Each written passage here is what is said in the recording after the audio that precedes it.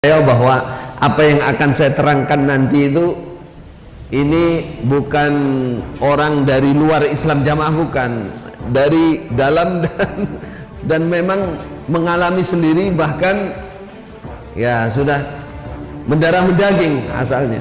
Apa yang ada di dalam Islam Jamaah sudah tidak lepas dari apa yang kita pahami dan kita pelajarkan saat 98 sampai 2000 itu. Ada satu kejadian yang ini merupakan titik awal dari saya berguru di Mekah, dan oleh Allah dibuka mata hati untuk memahami bahwa Islam Jamaah ternyata sumber kesesatan dan penyimpangan ada di situ, dan penipuan terhadap umat, pembodohan umat di situ atas kedok agama, dok dalil surga neraka.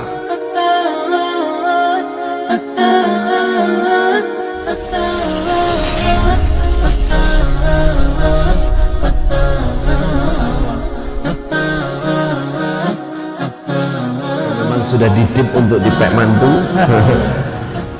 Allahu alam.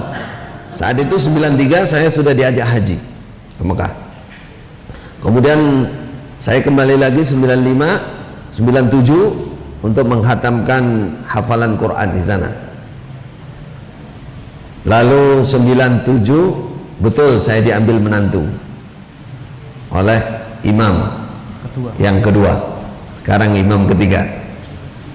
97 singkat-singkat mohon nggih ceritanya, yang penting kita tahu alurnya sehingga orang percaya bahwa apa yang akan saya terangkan nanti itu ini bukan orang dari luar Islam Jamaah, bukan, dari dalam dan memang mengalami sendiri, bahkan ya sudah mendarah daging asalnya. Apa yang ada di dalam Islam Jamaah sudah tidak lepas dari apa yang kita pahami dan kita pelajarkan saat itu. Nah, jadi 97 kemudian 98 sampai 2000 saya sering di Mekah juga bersama keluarga, 6 bulan di sana, 4 bulan di sini ya, bolak-balik itu sampai tahun 2000. Nah, dalam proses sekitar 98 sampai 2000 itu ada satu kejadian yang ini merupakan titik awal dari saya berguru di Mekah, dan oleh Allah dibuka mata hati untuk memahami bahwa Islam Jamaah ternyata sumber kesesatan dan penyimpangan ada di situ, dan penipuan terhadap umat, pembodohan umat di situ atas kedok agama, dok dalil surga neraka dipakai. Jadi di sana ada istilah mangkul. Ngaji itu memahami Al-Quran dan Sunnah itu saja, makna keterangan harus mangkul kepada guru yang sejalur dengan pendiri Islam Jamaah, harus ke sana, muaranya harus satu, namanya Haji Nur Hasan Al-Ubaidah Lubis. Lubis itu bukan marga dari Sulawesi ya, Sumatera ya, tapi di makna luar biasa, artinya tidak ada yang lain yang luar biasa kecuali satu orang ini. Jadi harus mangkul jalur ke situ. Nah, yang kedua, mangkul itu harus dibuktikan dengan sanad, harus dibuktikan dengan sanad muttasil. Jadi gurunya siapa sampai Rasulullah, sampai penyusun kitab sampai Rasulullah. Nah, kebetulan yang menjadi doktrin utama dasar sekali masalah itu di Islam Jamaah. Jadi ngaji harus berguru satu jalur itu, kemudian harus bersanad. Pada saat mereka menggemborkan, menanamkan keyakinan itu, yang diangkat satu orang yang namanya Pak Haji Nur Hasan itu, bahwa beliau ini berguru di Mekah selama 10 tahun, sekolah di Darul Hadis, berguru kepada Syekh Abu Sama Abdul Zahir, Syekh Umar Hamdan, Muhaddisul Haramain, itu, dan memiliki sanad kitab hadis yang dimiliki, bahkan dia sudah ahli hafal 49 kitab hadis, dan mereka sebenarnya 40 hadis, 40 kitab, 49 kitab hadis. Pokoknya nggak ada orang lain di Indonesia ini, ya satu itu. Tapi pada saat tahun itu ingin mengadakan kajian pengajian Sunan Ibnu Majah, sanadnya tidak ada. Katanya termasuk sanad yang hilang sekitar tahun ya 50-an lah mungkin. Ketika Pak Haji Nur Hasan menggilir istrinya, yang istrinya banyak yang di Doho Kediri, terus pulang ke Burungan naik becak, satu tas katanya hilang bersama becak, dibawa oleh becak, berarti becaknya bersanad nih.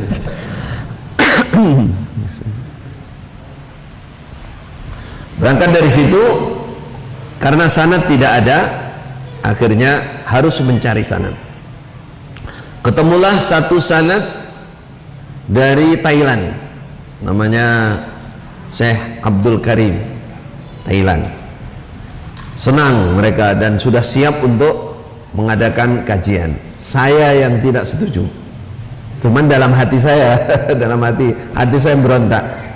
Kalau Thailand ada, masa Mekah tidak ada? Soalnya apa? Soalnya selama ini Mekah ditutup, Mekah itu sesat dan tidak ada, pokoknya setelah kepulangan Pak Haji Nur Hasan, Mekah itu sudah tidak ada kemurnian lagi, yang ada adalah kesesatan. Nah, sanad-sanad apa semua nggak ada, ditutup, semua pahamnya Islam Jamaah begitu.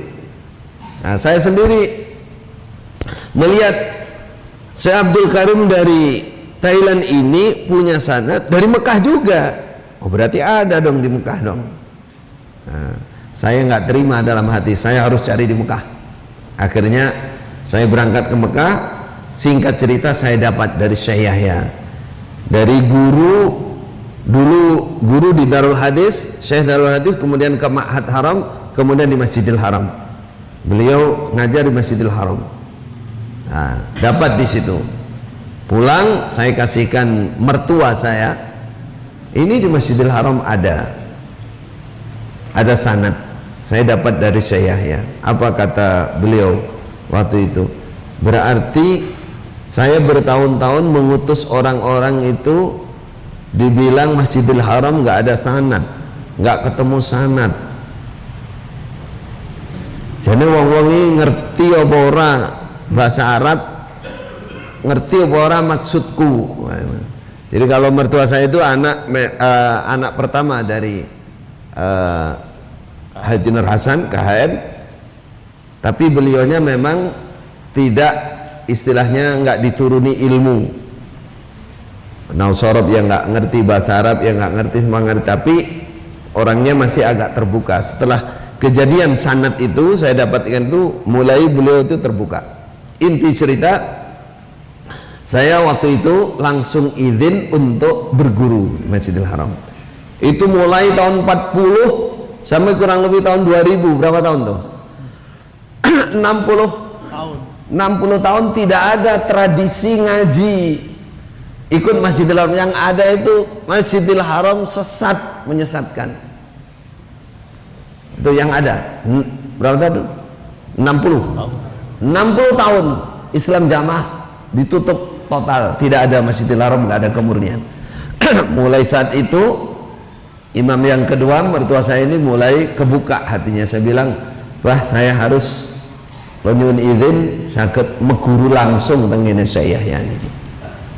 Beliau jawabnya, oh iya kamu udah lo maneh, tapi harus pakai visa yang resmi. Nah, sejak itu saya berangkat. Singkat aja ceritanya, berapa bulan saya sudah sadar, sudah paham betul, wah ini tidak benar ini bukan dari Mekah Madinah, bukan dari Quran hadis yang mangkul ini, yang maksur, yang dari para ulama, bukan Mekah Madinah juga. Berarti ini ada penyimpangannya, Allah alam di mana ini, bagaimana perjalanannya. Intinya saya di sana bertahan sampai kurang lebih 2010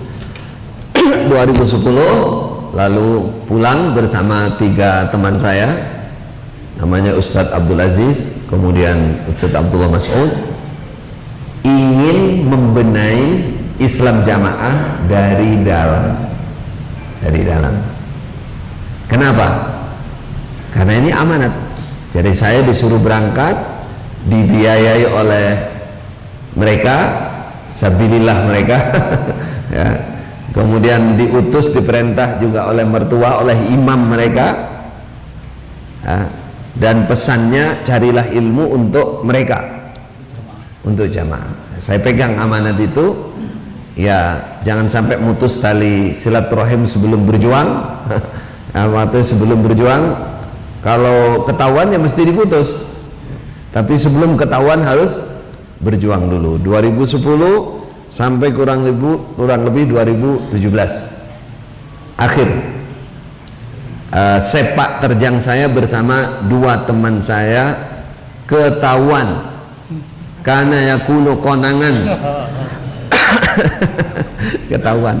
Mereka katakan ini ingin merusak, ingin ngerubah tatanan, ini pengkhianat, ini wah macam-macam lah yang disematkan. Nah, terakhir, wah ini untuk ke bawah ya, ini orang pingin jadi imam, pingin jadi imam mereka. Terus pingin ini tukang sihir, belakangan ini tukang sihir ini. Kalau ketemu saya makanya nggak ada yang berani natap mata. Tadi malam di warung ada yang ngelihat saya sekali, oh, cepat pergi. Makanya kalau ada orang kok saya duduk ada yang cepat pergi, ya itu Islam jamaah itu biasanya.